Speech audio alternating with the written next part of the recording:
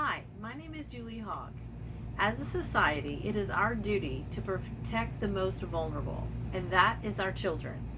Please explore with me the idea of an intervention program that would help non professionals and professionals be aware of child abuse and be able to report that abuse easily. This program will build on the already in place home visitation program for children and families who are at high risk. 1 in 4 children living in the U.S. will at some point in their life experience abuse. Oftentimes, these children have already been in contact with an individual or an adult who has suspected the abuse, but did not report that abuse. Reporting abuse can often be cumbersome and take time and can be a hard process to maneuver, so oftentimes people just don't do it. The most important aspect of reporting is to first be aware of the trauma and then to be able to report that trauma or abuse easily. I propose to you Trauma Smart, a program that will provide extensive trauma-enforced training to professionals and non-professionals, make them more aware of trauma, and give them the ability to easily report that suspicion of abuse. When abuse is suspected, a person will be able to go into a centralized database and enter their suspicions and document the abuse that they think they have seen.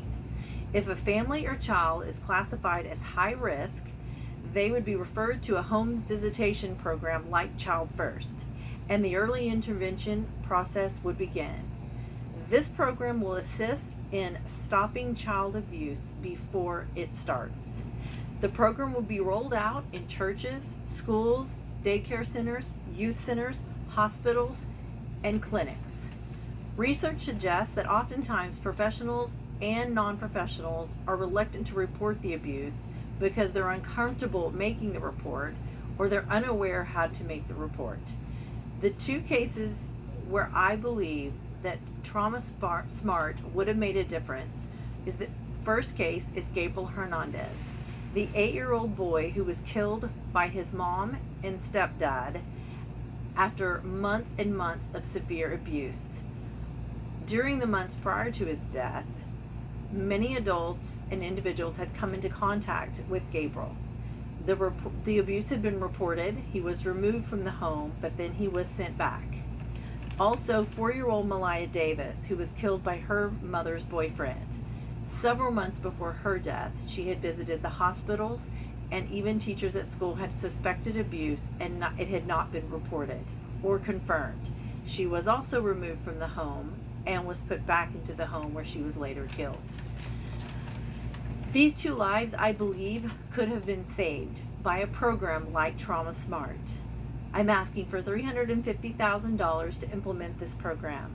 I'll need $250,000 to set up the database and market the program. I'll need $100,000 for the training module and for professionals to monitor the database. Thank you for your time, and who wants to join me in saving a child?